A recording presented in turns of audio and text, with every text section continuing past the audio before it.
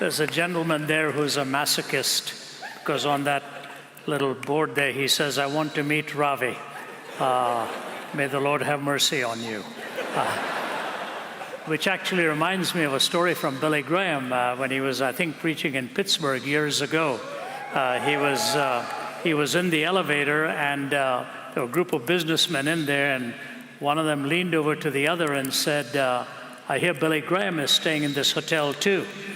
And one of the other men who'd recognized Dr. Graham just pointed to him and said, that's him. And the original man who voiced the comment to meet him, saying he'd heard he was in the same hotel, looked at Dr. Graham and said, what an anticlimax. That story was told by Billy Graham himself.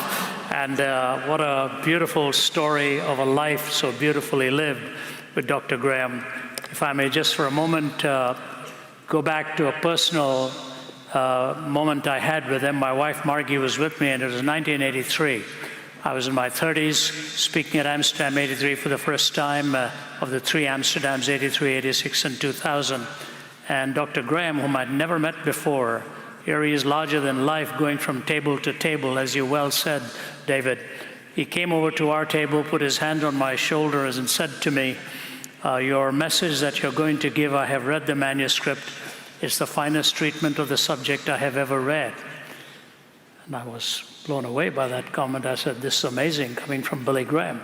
So next day we were having some coffee with Leighton Ford and the whole team around, and I said, I'm still shaken up by what Dr. Graham said to me, that that's the finest treatment of the subject he'd ever read. And Leighton Ford looked at me and said, he says that to everybody about every sermon he has ever read. And I think that's true. And it was true of Dr. Graham, no matter what you said, when you said it, and where you said it. He was such a self-effacing man that he always wanted you to feel very comfortable in his presence and would make some kind of comment to set you at ease.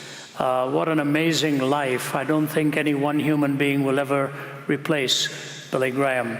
And as he has gone on to meet with the Lord, in fact, in one interaction I saw him have with a press reporter, the press reporter looked at him and said, Mr. Graham, I've heard many preachers better than you.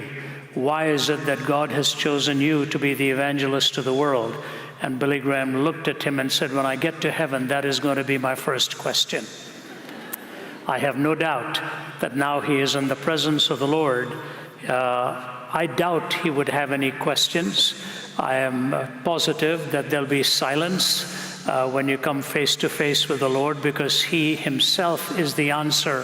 Propositional answers will be reduced to a very secondary status as he kneels before him. So the hymn writer said, and Lord, haste the day when the faith shall be sight, and the clouds be rolled back as a scroll. The trump shall resound, the Lord shall descend, even so it is well with my soul. For a man like Dr. Graham, who wrote on heaven, the trump has sounded, and he is now in God's presence. His impact will obviously live on for generations to come. No one has spoken to more people in recent memory than anybody like him.